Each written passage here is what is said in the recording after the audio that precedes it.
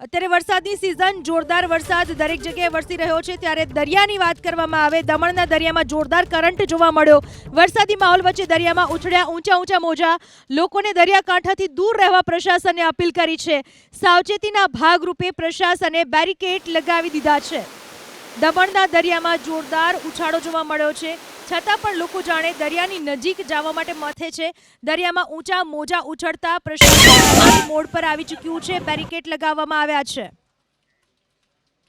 સંઘ પ્રદેશ દમણ અને એનો દરિયા કિનારો ખૂબ જ જાણીતો છે। લોકો અહીં ફરવા આવતા હોય છે, પણ જ્યારે મોટી ભરતી હોય છે ત્યારની સ્થિતિ કંઈ અલગ જ હોય છે।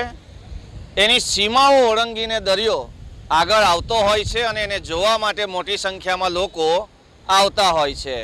હાલ આ ઉછળતા મોજા અને જે પ્રમાણે પાણી આગળ આવી રહ્યું છે એને જોવા માટે મોટી સંખ્યામાં લોકો અહીંયા કિનારા પર આવતા હોય છે। લોકો સેલ્ફી લેતા હોય છે। ખાસ કરીને જ્યારે આ ઊંચા મોજા ઉછળીને એની દિવાલ છે એની સાથે અથડાય છે અને પાણી જ્યારે ઊંચું ઉછળે છે ત્યારે એક અલગ જ નજારો બને છે અને એને જોવા માટે પર્યટકો ખૂબ દૂરથી આવતા હોય છે। તંત્ર દ્વારા અહીંયા બેરિકેડ લગાવી દેવામાં આવ્યા છે જેથી કરીને કોઈ નીચે ઉતરે નહીં।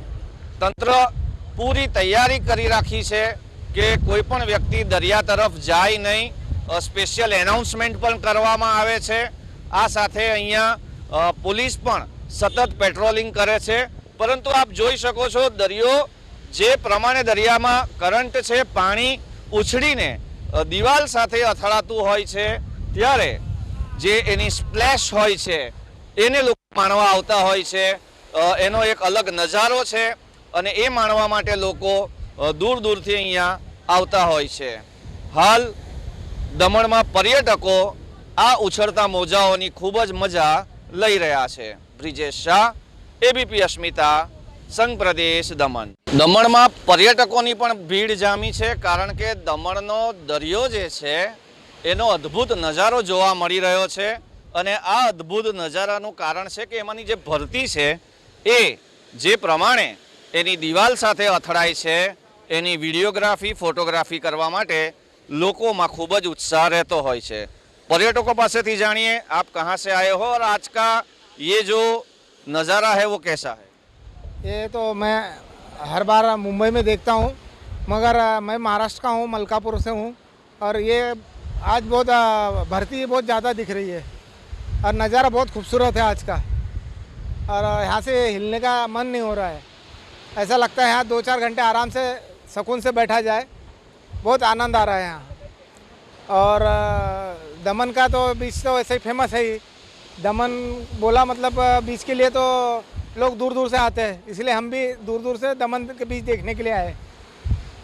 तो आप જોઈ શકો છો પર્યટકો પણ ખૂબ મજા માણી રહ્યા છે। ઊંચી ભરતી છે અને સાથે સાથે મહત્વની બાબત એ પણ છે કે દરિયાની નજીક ન જવા માટેની પણ જ્યાં જ્યાં સૂચનાઓ છે ત્યાં માણસો મૂકવામાં આવ્યા છે।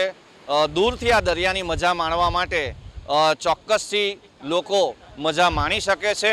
पर्यटकोए अमुक सूचनाओं पालन जो अगर ચોક્કસથી करे तो अद्भुत नजारो तमे 2 કલાક 3 કલાક अहींया बेसी शको।